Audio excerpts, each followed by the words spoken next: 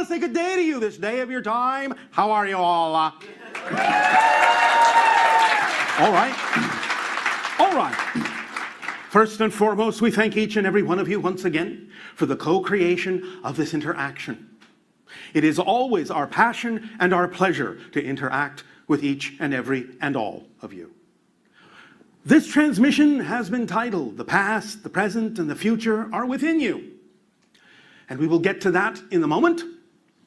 But let us give a brief recap about the concept of time.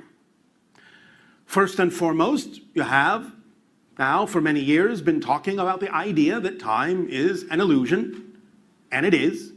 In that sense, it isn't quote-unquote real, but it is real as an experience. And you create it with your consciousness in a very specific way. As many of you are beginning to realize, there are an infinite number of probable realities that, in a sense, overlap all at once, simultaneously, coexisting with what you consider your reality to be. And the idea is that time is a side effect created by shifting the focus of your consciousness through different parallel reality frameworks, literally billions of times per second. It's like your movie projector is your consciousness, focusing through different frames on a so-called film strip of reality. And as you illuminate frame by frame by frame by frame, you create this illusion, this projection of time and space and movement and change. Each and every frame has no movement in and of itself, no experience in and of itself.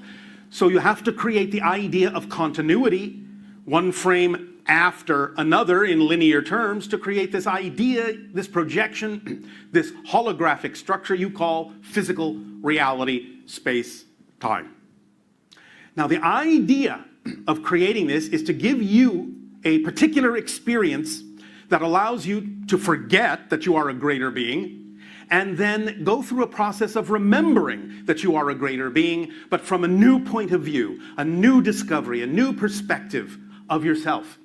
This is how creation expands, because you see, the structure of existence never changes.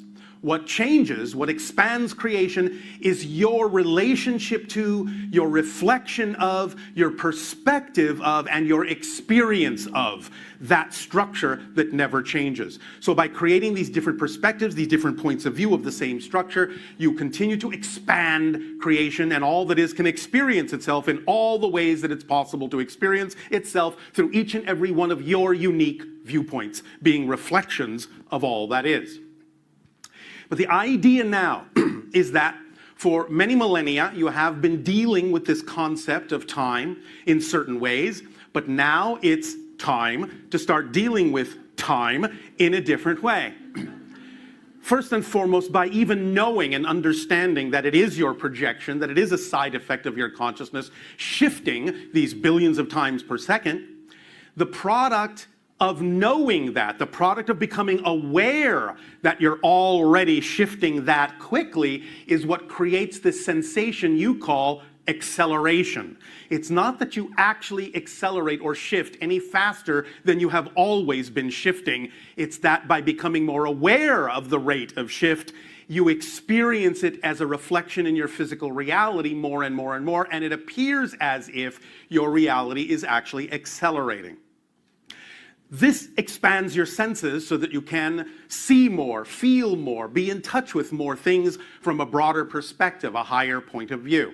And it allows you to experience physical reality as more flexible, more malleable, more plastic, where you can experience things like synchronicity more often, and other kinds of side effects of space and time that allow you to know that it is your projection, that it is your creation, and you can begin to have more conscious awareness of how to use it artistically to your advantage. The idea now, as we titled this, is that you have for a long time been anchored to this concept of the past creating your present. And as we have said many times, this is not actually true. It may be a description of the kind of experience you're having, but there's a big difference between a description of an experience from your space-time point of view and a description of the actual mechanism underlying the experience. two very different things very often.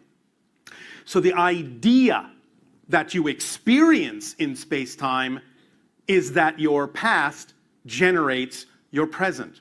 In truth, your present generates your past. Because there is only now. There is only here. This is the only place you exist. It is the only place you create from. Therefore, when you define who and what you are in this present experience of yourself, by changing yourself literally into a different person every moment, and I mean this literally, it's not a metaphor, every moment, any change, total and complete change, you are a different person literally, on a different version of Earth literally, in a different multiverse literally. Therefore, every single time you change yourself, by whatever amount or degree, in whatever way, you are truly a new person. So in working through the idea of the framework of space-time, to make it make sense, logically, as you say, you have to have, linearly speaking, a new past that determines how you became the person you are now in the present that's different. So every single time you become a different person, that different person has a new past. Now, the idea may not seem to be that. You may go, well, I remember being this, and I remember being that, and that doesn't seem to have changed. But the point is, you don't actually know whether it's changed or not. Because when you become a new person and create a new past, it's going to seem from your present perspective that you always had that past, because that's the only past that makes sense for the person you are now. You don't know how many pasts you may have had in this life you call a single lifetime. The idea is that your history is constantly dynamically changing. When you understand that's how it works, when you understand that that's a description of the actual underlying mechanism at work, then regardless of what the experience appears to be, you will start to realize that you are changing your past every moment that you change yourself by any degree of definition, and that means you are free truly to experience whatever you prefer to experience, unlocking yourself from the idea of anything in the past that controls you in the present, which it doesn't. You simply create the illusion of continuity that in the present recreates the idea of the so-called memory, but the memory is not of the past. You're recreating that memory in the present as part of the definition of your present self. So if you break continuity and stop defining yourself that way, you actually will experience the results of having a different past, because it will show you that you have a completely different present that has nothing at all to do with what the past used to be for whoever that other person was that is no longer you. Is this making some sense? We understand that sometimes these higher dimensional concepts can seem a little bit challenging, a little bit confusing, but don't worry, you'll get used to it.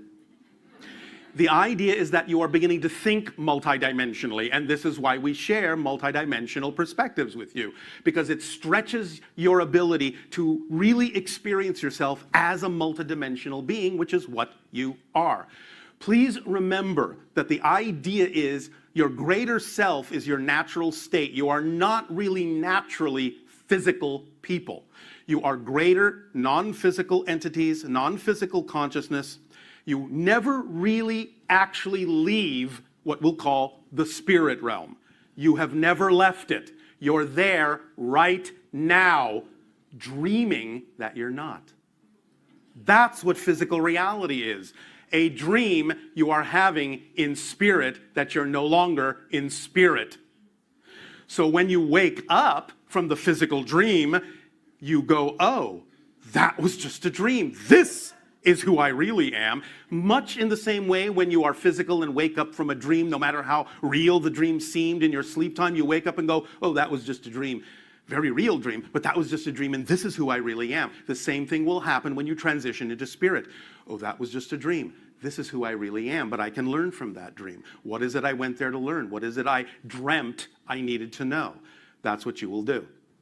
But continuing on with the idea of how you use space and time in a new way, in this new understanding, is that, as we have said, for a long time, you anchored yourself into this concept of the past.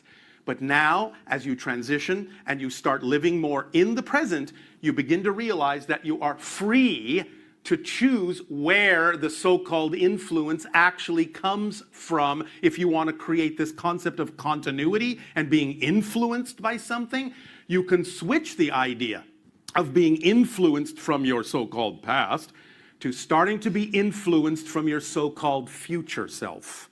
Because even in this life, you have future selves every moment. Now you are here, now you are here, now you are here. But this here was the future of that first now you are here. So the idea is that every moment as you're shifting again billions of times per second, you can begin to shift your focus forward, so to speak, still living in the present, but understanding that you're now drawing information, energy, and experience, not so much from the past anymore, unless it serves you to do so, but now from the future you, who is urging you and encouraging you forward and forward and forward into your higher self, into the self you prefer to be. And as this switch occurs, and as this focus shifts, you will begin to feel more communication from the higher mind, more synchronicity in your life, because you know that the future you, or what you deem to be the future you, is living that way. And so as that becomes more real for you, as you in the future become more real to you in the present, in the same way that the you in the so-called past has been real for you for so long, as you shift that focus to the future you and that becomes more real, you will gain more insight. You will be able to be and mirror that version of you more and more easily, more and more effortlessly, and you will start living the life in the present of what you deem the future to be. Is this making some sense? So you are shifting your focus now because, again, as we say, the so-called past and the present and the future all exist within you. There is no out there. It is a reflection, just like a mirror in your reality. If you're looking in a mirror and you see your reflection frowning, you don't go over to the mirror and shout at it to change the reflection. The only way the mirror will be able to smile at you is if you smile first.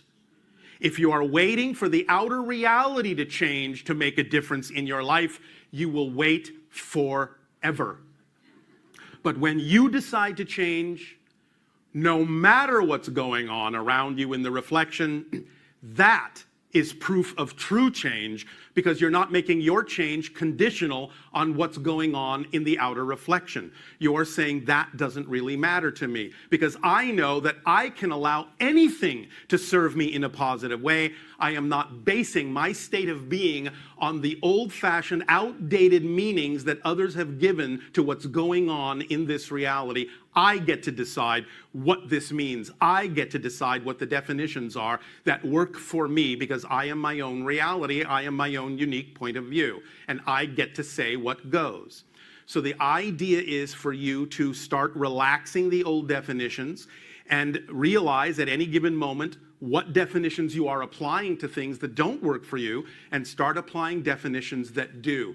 Because as you have experienced, existence is going to support you no matter what you choose. It doesn't really contradict you. It can't. Again, in the same way that the mirror can't contradict you for whatever your facial expression is. It has to give you back what it is you're giving off. That's simply the way it's structured. So if it has supported you when you're frowning and given you negative synchronicity, why wouldn't it support you when you decide to smile and get positive synchronicity? It will not contradict you. It absolutely will not, because it's waiting for you to determine who you are, what state of being you prefer, so it can reflect that to you. It doesn't care what you choose, because it's unconditionally supportive. That's what unconditional means. You are so unconditionally supported, in fact, you are even allowed to believe that you are not unconditionally supported. That's how unconditionally supported you are. So if you can believe that you are not unconditionally supported, you're not going to be contradicted when you start to believe that you are supported unconditionally. It's just that you have the control. So allow yourself to take the time to explore the idea of connecting more to your own future self in this life, knowing that your future self is already experiencing simultaneously the kinds of things that you prefer to experience in your life now, in the present, so that you can act more like that version of you and become more like that version of you in the new presents that keep coming as you flow your projector light through the present frame, present frame, present frame, present frame. And by acting on your passion and staying in your center and staying in the positive state and extracting the benefit from whatever is happening, then you navigate yourself through all the frames that are more and more and more and more indicative and reflective of that reality you say you prefer to experience, because you're the one creating that within yourself. It's not coming from outside, it's coming from within you. One final very important thing is that to remember, it doesn't matter what happens. It matters what you do with what happens. That's what makes the difference in your reality. It makes all the difference in the world. Does that make sense? Yes. Thank you. Thank you for allowing us to share this idea. Let it sink in its own good time. Make it your own, use it how you will, and have fun with it. Remember, the first step toward enlightenment is to lighten up. Don't take things so seriously. Have some fun. It's a process. Life is a process, but it can be an energizing, exciting, ecstatic, synchronistic one if you allow it to be. Each and every one of you has a current in the ocean of creation that is unique to you. Going with the flow means you allow yourself to know that the current knows where you need to go. Go with that flow. Don't resist. Don't swim upstream. Unless, of course, you enjoy pain. The idea is to know that surrender is not surrendering control. Surrender is surrendering to the control that's already innately built into you. Allow it to express itself through synchronicity, through imagination, through being here and now, which is all there is. In return for the gift that you are allowing our civilization to experience in each and every one of you, I ask you now, in what way may we be of service to you? Please begin with your questions and dialogue, if you wish. So, are you ready? Okay. Divided the UFO community, I guess. Many people believe that abductions occur, many people believe that they don't. Can you explain to me whether or not abduction is happening and whether or not it's malevolent, or I guess why? What is the interest in human beings? All right, this is a long story. They are happening. It is not malevolent, though it may not contain the emotional component that most humans require for comfort. The analogy might be, on a simple level, that if you know a child needs to see a doctor, but they are afraid, but you know it's for their benefit, then they will be taken anyway, regardless of how they feel. The idea here is to understand that there is something very large going on. It involves humanity, and it involves humanity from a parallel reality. The beings that you refer to, in general, that are most often associated with the so-called detainment or abduction or contact phenomena, this idea is that they are mutated humans from a parallel version of Earth. They destroyed their version of Earth. They needed to mutate themselves in order to thrive to a certain point, but use their advanced technology to shift into parallel realities such as yours, where they would find viable human DNA that would allow them to perpetuate their civilization, because the destruction of their world had caused them to have the inability to reproduce, and they were dying out. Right. Because of the mutation, they appear to you to be extraterrestrial. They are not. They are simply humans from another parallel version of Earth, that have come to your version of Earth and other versions of Earth to gather human DNA to create hybrid species, such as my own civilization, in order to perpetuate their culture and survive. In return, as a gift, for the gift you have given them and us for our existence, we assist you by giving you information that ideally would prevent your culture from going down the same destructive path that their culture went down, so that you don't have to experience the same thing that they did. That is the short version of the story.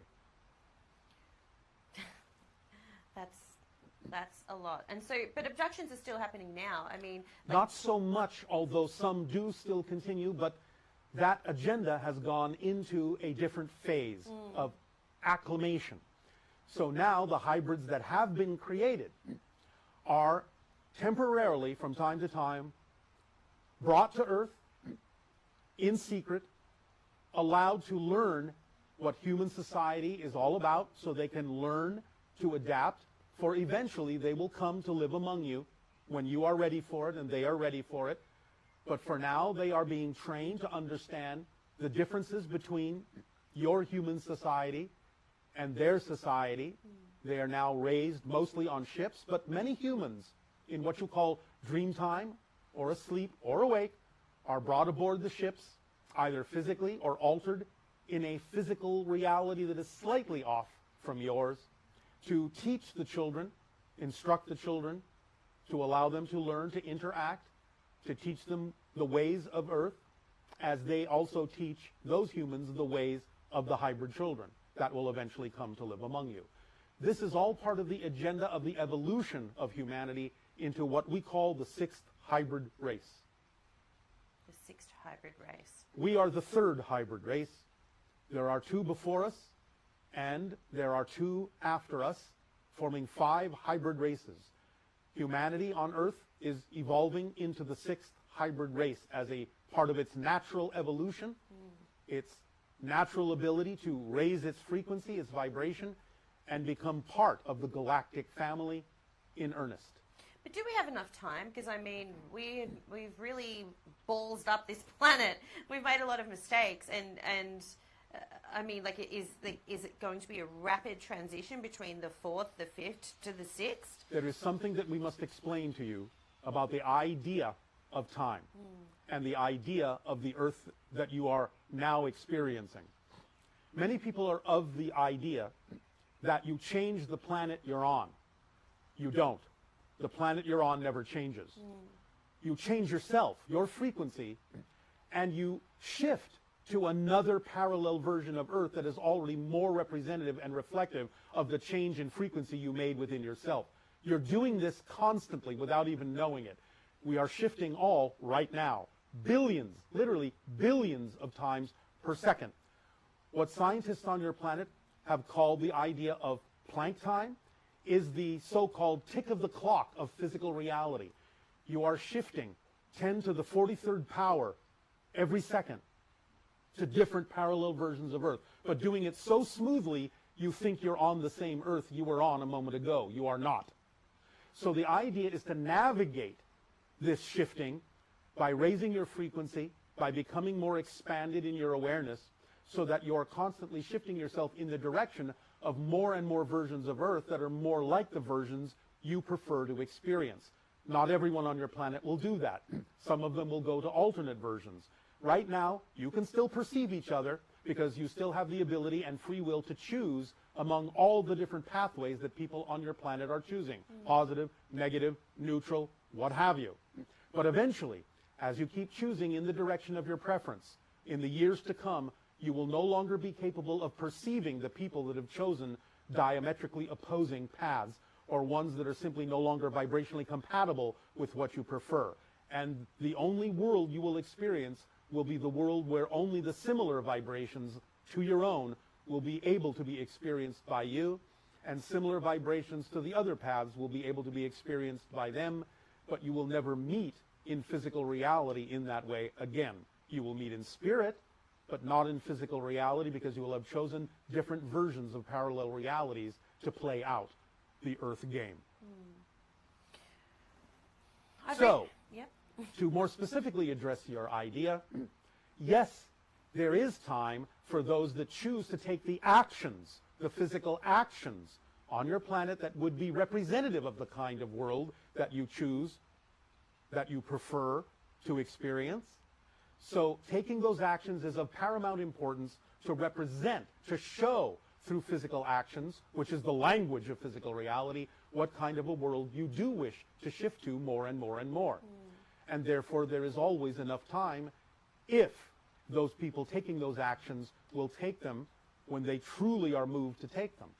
They will then have enough time because they will create the time in the new world. They will create a shifting scenario that will bring with it enough time. Those that don't choose to take those actions will run out of the perceived idea of time and will experience possible devastations, similar to what the Greys experienced before they mutated. Okay. So first contact is coming. I believe that First contact is happening. That's That's why right you're now. talking with us. Oh, that's happening right now. I mean, first contact on a mass scale where all of humanity is made aware that there are extraterrestrials. All of humanity who shifts to the version of Earth that is open to the idea of contact. Those that do not shift there will not experience it. When would this occur for those people? The highest probability that we sense in the energy, the collective energy, at this point, is that there may be a large contact event sometime around the end of your year of 2026 or the beginning of your year of 2027. This does not mean that open contact will occur everywhere at once. But we sense in your energy that there will be certain circumstances and situations on your planet that will bring about a requirement that some form of contact event will occur around that time and be relatively evident to most individuals on your planet. So this will change the mindset of your world sufficiently so that those choosing to accelerate in a more positive direction toward the idea of more open contact can do so, and the others may decide for themselves what they wish to do in relation to that event. So a lot of people will watch this interview, and a lot of people will want to know what can they do so that they can evolve alongside us to be part of that collective in 2026. This is where we give you the information that we refer to as the formula, the instruction manual, or the cosmic compass, for it is literally a boiled down depiction, a boiled down description of how physical reality is created by your consciousness. And knowing this consciously is like following an instruction manual that will allow you more conscious control over the direction in which you navigate. The formula, as you say, in a nutshell, though we're not completely certain why you always stuff these things into nutshells, is, number one, to act on your highest passion every moment that you can. Number two, act on it for as long as you can, to the best of your ability, until you can act on it no further, at which point look around for the next thing that you are capable of acting on that represents the highest form of excitement or passion in your life. Number three, to act on that passion with absolutely zero assumption or insistence on what the outcome should look like, because the truth is you have no idea what the ideal outcome actually needs to look like. Number four, remain in a positive state no matter what manifests, even if it's something you don't prefer, because if you remain in a positive state, you will always be able to use whatever manifests, even if it's not something you prefer, to your benefit, because staying in the positive state will allow you to see and be inspired by what has happened in a way that will take you in a positive direction. Right. Number five, finally, examine your belief systems and let go of the negative and fear-based ones and the definitions that don't work for you, because you are the creator of your reality. Now, why is it important to act on your passion? Many people have said this kind of phrase in your reality, but not many have explained why that works and why it's important. People on your planet say, yes, follow your dreams, act on your bliss, follow your passion. But why? It works like this. You have a physical mind as a physical being, but you also have a non-physical higher mind as a spirit. These two things exist simultaneously. In fact, spirit is your natural state. This physical reality, in a sense, is just a dream that your spirit is having. So when you bifurcate the idea of your consciousness into a non-physical higher mind, higher frequency that is, and a physical mind of slightly lower frequency, you need the higher mind to guide you. It's like having someone standing on a mountaintop guiding you through a valley. They can see what the pitfalls are and can tell you, turn left, turn right, don't go there, you'll fall down a hole. The physical mind needs to pay attention to this in order to be guided properly. But the physical mind has free will and can ignore this guidance if it so chooses, to its own detriment usually. But the idea is that the higher mind communicates in energy. It doesn't use words. It may use pictures, images, and energy. The way the physical body and the physical mind interprets a message from the higher mind that comes to you in energy is through the sensation you call passion, excitement, creativity, love. So when you act on your highest passion, on the circumstances and situations and opportunities that present themselves to you synchronistically in life that contain more excitement than any other option at that moment, you are actually paying attention to the higher mind saying, this is you. This is the next step on your path. This is the guidance that you're asking for. This is your sign. And therefore, when you act on it, you are responding to the higher mind, saying, all right, I heard you. I am willing to understand this is the guidance you are giving me. And when you do that and are willing to act, because again, action is the language of physical reality, not words, not thoughts, actions. When you are willing to act on that passion, you have told the higher mind you are willing to listen to it, and the higher mind can then send you more opportunities that contain passion and excitement and creativity for you to act on. But if you're not willing to act on what the higher mind has already sent you, why should it send you more opportunities that contain excitement? Because you're not going to act on them. So you have to start the ball and the dialogue rolling by being willing to trust that that is the guidance coming from your higher mind to tell you exactly what the next step in your life is. And we understand that for many humans, this may be confusing and difficult because it may seem that what excites you has absolutely nothing at all to do with the things that can support you in life or what it was you were doing a moment ago. Right. But it is the excitement that is the connective thread that lets you know it is connected, even if your physical mind can't figure out how it's connected. You have to trust that the path of excitement is the thread to follow, that is the true path for you and representative of the true core vibration of your being. Wow. And remember, this is not a philosophy. This is literally a description, like an instruction manual, for how reality is created as an experience in physical reality. So the idea is, if you have an instruction manual to build a piece of machinery, you follow the instructions. If you don't follow the instructions, well, maybe the machine will work and maybe it won't work to your advantage, or maybe you will injure yourself if it does work at all. But by following this, and again, this is not an insistence. You can do whatever you wish. You have free will. You don't have to pay attention to us. This works for us. We know it can work for you because it has worked for many people in your society, just as it works for us. Our society operates on pure synchronism. We are always at the right place at the right time, being exactly who we need to be, being of assistance to those around us exactly when they need us to be. This can happen on your world as well. Following the instructions is simply a way of understanding we are literally describing the structure of existence and how it operates. So if you follow it, you will find that reality will reflect to your advantage a very smooth and effortless path through life that is joyful, creative, constructive. Of course you will have challenges. That's how you grow. But challenges don't mean you have to struggle or suffer in any way, shape, or form. Thank you. I had nothing to do with it, but you're welcome.